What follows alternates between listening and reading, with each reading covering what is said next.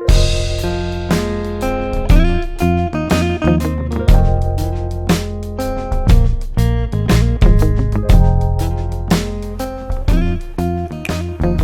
Friends, तो जो next है हमारा अर्थमेटिक प्रोग्रेशन में टाइप 4, 3 टाइप डिस्कस कर लिए थे और देखते हैं और किस टाइप की आपको प्रॉब्लम आ सकते हैं। तो अगला टाइप है कि आपको क्वेश्चन आ जाए डिविजिबिलिटी पे। किस पे? डिविजिबिलिटी पे। कि आपसे वो पूछ ले कि कुछ 2 डिजिट नंबर्स बताओ, है ना। जैसे कि 2 डिजिट नंबर्स बताओ जो कि 5 से डिविजिबल हो, या 7 से डिविजिबल हो, या 9 से डिविजिबल हो। ऐसे नंबर्स कितने होंगे, तो इनको आप कैसे कैलकुलेट करोगे? ठीक है ना। तो अब जब 2 से होंगे ना, 2 डिजिट नंबर होगा ना, तो आप जोड़ भी सकते हो, है ना। आप मेंटली कैलकुलेट भी कर सकते हो। लेकिन जैसे ये 3 डिजिट 4 डिजिट हो जाएगा और कुछ और कंडीशंस भी अप्लाई होती जाएंगी, तो आपको अर्थमेटिक प्रोग्रेशन की हेल्प लेना पड़ेगी। ठीक है। वो आसान होगा, मतलब आपका टाइम बचा लेगा, बस और कुछ नहीं। ठीक है। तो जैसे बेसिक से स्टार्ट करते हैं। जैसे कि वो बोल दे कि 2 डिजिट नंबर बताओ जो कि डिविजिबल है 5 से। ठीक है। तो एक तो आप सीधा सा तरीका है, आप 2 डिजिट नंबर गिन लो। भाई 2 डिजिट नंबर सबसे पहले तो मैं इसमें ये चेक करूंगा कि ये स्टार्ट कहाँ पे हो रहा है और इसका लास्ट डिजिट कौन है जो 5 से डिविजिबल है। ठीक है। आपको ये देखना है स्टार्टिंग वाला जो डिविजिबल बाय 5 है और लास्ट वाला डिजिट जो कि डिविजिबल वाला 5 है। ये बस आपको पता होना चाहिए। अभी 2 डिजिट नंबर है। जनरली 2 डिजिट नंबर कहाँ से स्टार्ट होते हैं? 2 डिजिट नंबर स्टार्ट होते हैं 10 से और कहाँ पे जाके ख़त्म होते हैं? 99 पे। अभी 10 या फिर 10 के बाद में ऐसा कौन सा डिजिट है जो 5 से डिविजिबल है, आप चेक कर लो। तो मेरा जो डिजिट है वो 10 ही है। और 99 या 99 से पहले, 99 या 99 से पहले, यहाँ पे 10 या 10 के बाद में, 99 या 99 से पहले जो नंबर 5 से डिविजिबल है वो कौन कौन से हैं? वो है 95। क्या है? 95। कैसे पता किया? डिवाइड करके देख लिया बेटा।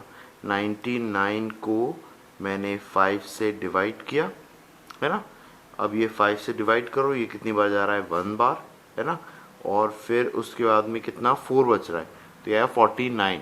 49 मतलब 45 जाएगा। 45 कितनी बार? 9 बार। ये आया। और इसके बाद में कोई नंबर मेरा डेसिमल में आएगा। ठीक है। तो डेसिमल वाला पार्ट छोड़ दो। इंटीजर वाला जो पार्ट है 19, इस 19 को आप 5 से मल्टीप्लाई करो तो आपका लास्ट डिजिट आ जाएगा। अभी देखो 5 से करो 19 को मल्टीप्लाई, 5 से 19 को मल्टीप्लाई करोगे तो कितना जाएगा? 95। मतलब 95 आपका लास्ट डिजिट है। तो मैं करता क्या हूँ? डिवाइड करता हूँ, जो रिमाइंडर आता है उसको छोड़ देता हूँ, सिर्फ इंटीजर वाले पार्ट को देखता हूँ, कोशिएंट के इंटीजर वाले पार्ट को देखता हूँ, फ्रैक्शन वाला पार्ट छोड़ देता हूँ।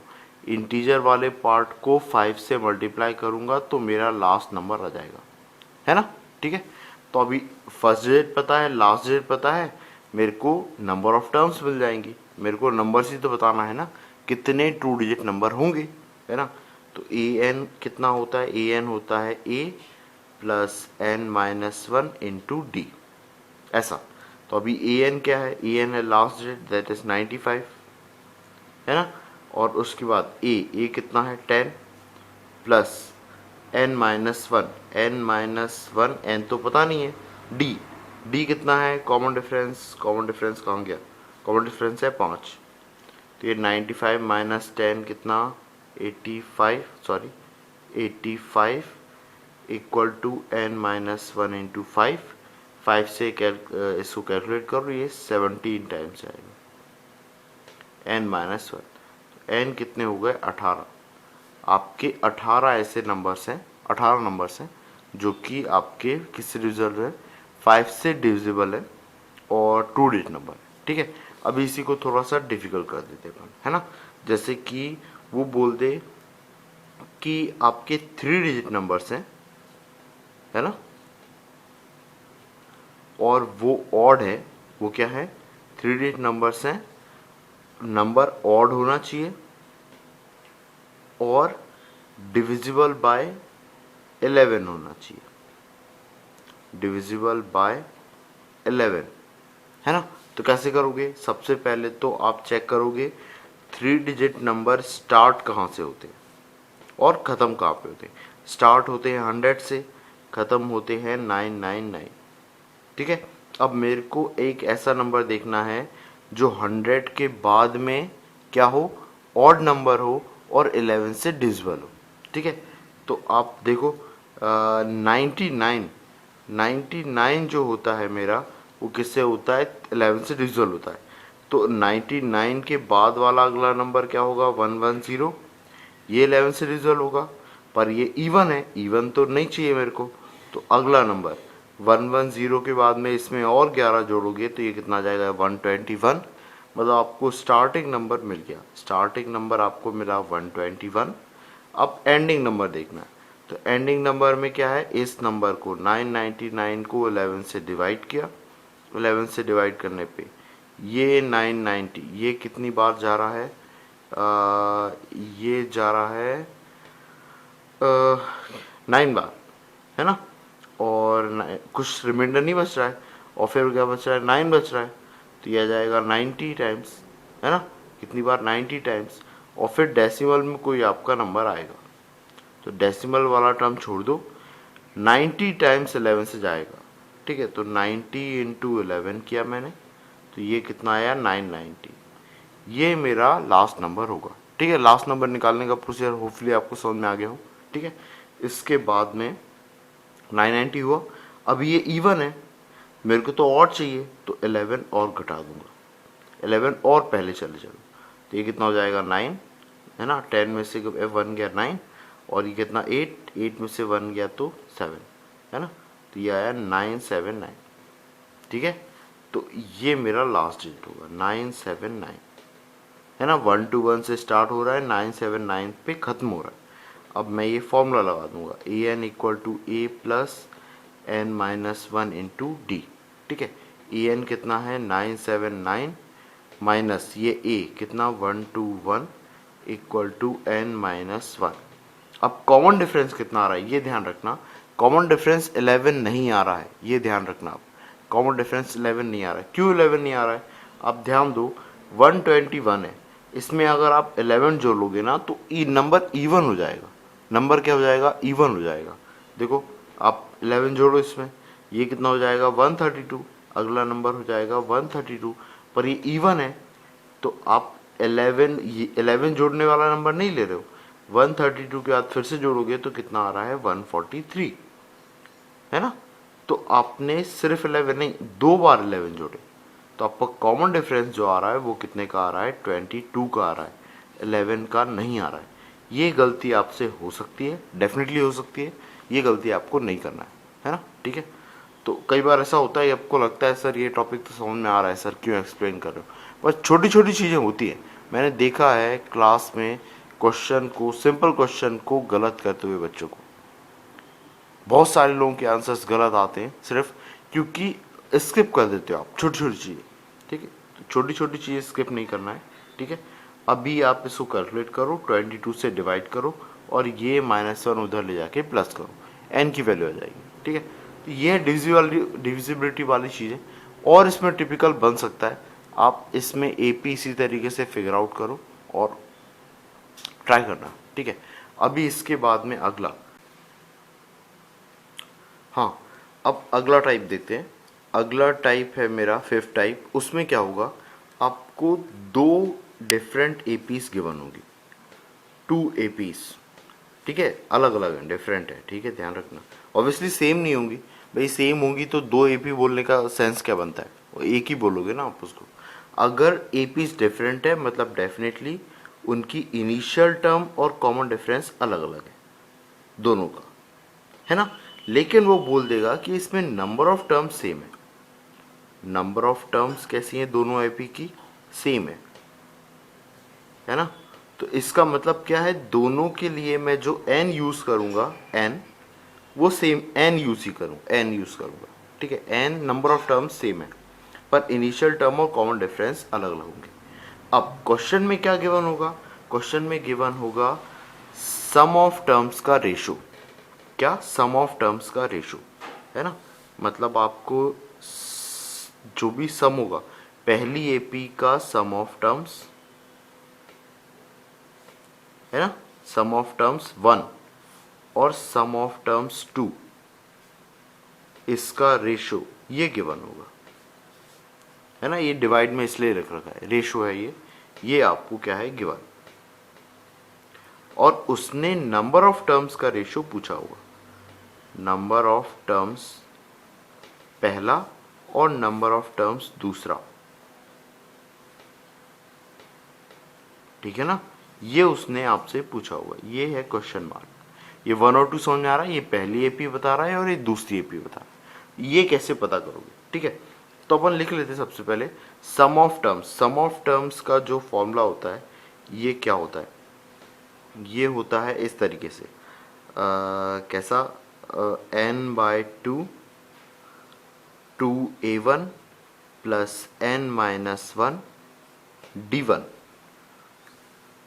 और जो सेकेंड वाली है वो भी कैसी होगी? n/2 2a2 plus n-1 d2। ये रेशो आपको गिवन है। अब देखो इसमें कुछ कैंसिल हो रहा है, हाँ डेफिनेटली कैंसिल हो रहा है, n/2 कैंसिल हो रहा है, तो ये चीज़ क्या बन रही है मेरी? 2a1 प्लस n-1 d1 और 2a2 plus n-1 times d2। ये कुछ गिवन होता है, ठीक है। और ये ऐसा कुछ गिवन होता है, मान लो ऐसा कुछ 3n प्लस 7 या 10, यहाँ पे कुछ दे दे 2n प्लस 5, ऐसा कुछ करके वो गिवन दे देगा क्वेश्चन में कि सम ऑफ टर्म्स का रेशो दो एपीस का ये है 3n plus 7 raise to 2n plus 5, ऐसा कुछ। और आप बताओ नंबर ऑफ टर्म्स का रेशो। तो अब देखो ये मुझे गिवन है, मेरे को नंबर ऑफ टर्म्स का रेशो देखना है, तो नंबर ऑफ टर्म्स का रेशो क्या होगा? वो होगा a1 प्लस n-1 d1 और divide bye a2 plus n-1 times d2। ये मेरे को पूछा है, ये मेरे को गिवन है। अब देखो ये ऑलमोस्ट सेम दिख रही है, बस दिक्कत क्या आ रहा है? 2 का फर्क, ठीक है। अब मैं चाहता हूँ कि 2 हट जाए, तो 2 हटने के लिए क्या करूँ? तो भाई 2 अगर मैं कॉमन ले लूँगा तो डिवाइड में 2 आ जाएगा, फिर दिक्कत आ जाएगी, ठीक है। तो मैं क्या करूँगा, मैं इसमें क्या करूँगा, इस n को मैं रिप्लेस कर दूंगा 2n-1 से। उसका फ़ायदा क्या होगा? इस पूरे एक्सप्रेशन में 2 कॉमन निकल आएगा, 2 कॉमन निकल आएगा, इधर से भी 2 कॉमन निकल आएगा, और 2 कॉमन निकल के ये 2 से कैंसिल हो जाएगा, ठीक है। आप बोलोगे सर ऐसा कैसे कर सकते हैं हम? बिल्कुल कर सकते हैं बेटा। n इस तरफ है तो मैं अकेला इस तरफ थोड़ी चेंज करूँगा, मैं इस तरफ भी चेंज करूँगा, समझ में आया ना। इस तरफ चेंज करूँगा तो इस तरफ भी चेंज करूँगा, ठीक है। तो मुझे क्या करना है, बस आपको रिप्लेस करना है n को किससे? 2n-1 से। और ऐसा हम कर सकते हैं, नो डाउट, कोई दिक्कत नहीं है, क्योंकि आप एक तरफ नहीं कर रहे हो, आप दोनों तरफ कर रहे हो, है ना। आप एक तरफ नहीं कर रहे हो, आप दोनों तरफ कर रहे हो। तो देखो क्या किया, 2n प्लस 2a1 और n की जगह पे मैंने क्या लिखा? 2n-1 और फिर ये -1, ये -1 इंटू d1 और डिवाइड बाय 2a2 प्लस ये लिखा है 2n-1 और ये d2, ऐसा लिखा है। अभी इक्वल टू में ये n की जगह भी क्या रखना है मुझे? 2n-1 प्लस 7 और यहाँ पे भी 2/2n-1 प्लस 5। अब देखो ये कितना हो गया? 2n-2, इसको लिखते हैं अपन, है ना। तो ये कितना आया है? ये आया है 2a1, ये कितना आया है? 2n-2, 2n-2 d1 divide by ये नीचे कितना है? 2a2 प्लस 2n-2 d2 और इक्वल टू में इधर कितना है? 3 से मल्टीप्लाई कर दो, ये कितना आया? 6n -3 और +7 और डिवाइड बाय 2 टू जा 4n -2 +5 ऐसा लिखा है। अभी देखो इसमें से 2 कॉमन आ गया है ना, इसमें से भी 2 कॉमन आ गया। ये कितना आ जाएगा, 2 पूरे में से कॉमन लिया तो a1 plus n minus 1 into d1 और इधर नीचे से भी 2 कॉमन आया तो ये आया a2 plus n minus 1 into d2, ये आया इतना। और यहाँ पे कितना आया, 7 में से 3 गए तो 4, तो ये आया 6n प्लस 4 और ये आया 5 में से 2 गए तो कितना 3, तो 4n प्लस ये कितना आया 3। ठीक है, अब ये 2 से 2 कैंसिल हो गए तो यही तो है टर्म्स का रेशो। टर्म्स का रेशो आ गया 6n plus 4 divide by 4n plus 3। ठीक है, आपको आया समझ में, है ना। यहाँ भी यही किया है। ठीक है, इससे रिलेटेड एक प्रॉब्लम देख लेते हैं अपन, तो क्या है आपको और अच्छे से क्लियर हो जाएगा कि कैसे करना है। ठीक है, अभी मैंने n के फॉर्म में लिखा है, अगर नंबर्स के फॉर्म में आ गया तो फिर आपको कोई कन्फ्यूजन होगा क्या, वही देख लेते हैं, है ना, कि कैसे होगा ये। ठीक है ना? एक प्रॉब्लम से आपको और अच्छा ही क्लियर हो जाएगा। ठीक है ना। ठीक है, ये है अपना एक प्रॉब्लम n के तौर पे। एक और डिस्कस करेंगे, ये देख लो पहले तो, है ना। इसमें क्या बोल रहा है, the ratio of sum of n terms of 2 arithmetic progression is given by 2n plus 3 raise to 5n minus 7। इसका मतलब आपको क्या गिवन है, n by 2 2a1 plus n minus 1 d1 divided by n by 2 2a2 plus n minus 1 divide by d2। ये ratio मुझे given है ना। ये रेशो कितना गिवन है, 2n plus 3 divide by 5n minus 7। अभी ये क्या है ना, आप कंफ्यूज मत होना कि अरे सर ये इतना बड़ा क्या लिख दिया आपने। ये बेटा ये सम ऑफ टर्म्स है। ये पहला है भाई, 2 एपी हैं अलग अलग, तो ये पहली एपी है, 1 मतलब पहली एपी और ये 2 मतलब ये सेकेंड एपी। 2 एपीज के सम का रेशो गिवन है ना। तो ये बड़ा एक्सप्रेशन कुछ नहीं है, अभी 2-3 लेक्चर पहले ही पढ़ा था अपन ने। ठीक है ना, 2 एपीज का सम का रेशो गिवन है और वो कितना गिवन है, 2n प्लस 3 5n माइनस 7। ये आपका कैंसिल हो जाएगा। आपको बस एक ही प्रोसीजर बताया है, ज़्यादा दिमाग नहीं लगाना। n को रिप्लेस करना है 2n माइनस 1 से। क्या ऐसा हम कर सकते हैं? हाँ डेफिनेटली हम कर सकते हैं, नो डाउट, कोई दिक्कत नहीं है, क्योंकि आप एक तरफ नहीं कर रहे हो, आप जो भी चेंज कर रहे हो वो दोनों साइड कर रहे हो और इक्वेशंस लीनियर हैं, इसलिए आप कर सकते हो, नो डाउट, कोई दिक्कत नहीं है। ठीक है, आप चाहो प्रैक्टिकल्स कर सकते हो, नई वैल्यूज़ के लिए, अलग अलग वैल्यूज़ के लिए, कोई फ़र्क नहीं पड़ेगा। ठीक है, आपको फ़र्क पड़े तो प्लीज़ कॉन्टैक्ट मी, है ना, मैं बता दूंगा कि आप कहाँ पे गलती कर रहे हो। ठीक है, सीधा यहाँ पे आपने जैसे ही 2n माइनस 1 रखा, इसमें रखोगे तो ये क्या बन जाएगा, a1 plus n minus 1 d1 और a2 plus n minus 1 d2 और इसमें n की जगह पे 2n माइनस 1 रखा तो ये ऐसा कुछ बन जाएगा 5 और 2n माइनस 1 माइनस 7। इसको सॉल्व करोगे आप, 2 को मल्टीप्लाई करोगे आएगा 4n माइनस 2 प्लस 3 और डिवाइड में यहाँ पे आएगा 10n माइनस 5 माइनस 7। इसको सॉल्व कर लो, ये कितना आ रहा है 4n और 3 माइनस 2 कितना 1 और ये कितना आया 10n माइनस 12। तो ये आपका रेशो होगा, ये आपका आंसर होगा, है ना। अभी ये से ये कैसे आया, अरे अब भी हाल तो किया था डिस्कस, ये इतना सब तामझाम इतनी देर समझाया है। ठीक है, अभी यही नहीं समझ में आया तुम फिर बोलने लग जाओ कि ये से ये कैसे लिख दिया सर, ये ऊपर किया था अपन ने थोड़ी देर पहले, इसको देखना ढंग से। ठीक है, आ जाएगा समझ में, ठीक है ना, है ना। तो ये अपन ने क्या इसमें रखा था तो 2 कॉमन आ जाता है। अपना पर्पस ही क्या है, n को 2n माइनस 1 रखने का पर्पस क्या है कि भाई 2 मेरा हट जाए यहाँ से 2। अभी सर यही कैसे सोचा, तो बेटा ये तो यार थोड़ा सा दिमाग लगाना पड़ता है यहाँ पे, है ना। अभी इतना दिमाग बचा के कहाँ जाओगे बेटा, आप आए एकेडमिक्स में हो और एकेडमिक्स में दिमाग नहीं लगाना चाहते हो तो फिर करना क्या चाहते हो। ठीक है ना, जाओ बेटा मूवी देखो, है ना, मस्ती करो। ठीक है, लेकिन अभी एकेडमिक्स में आए तो थोड़ा बहुत तो दिमाग यूज़ करना पड़ेगा ना, ठीक है ना। फ्रेश दिमाग लेके यमराज के पास नहीं आना पड़ेगा, ठीक है। 2n-1 यहाँ पे रखना है, ठीक है, और यहाँ पे सॉल्व करके 2 कॉमन लेना है, ठीक है।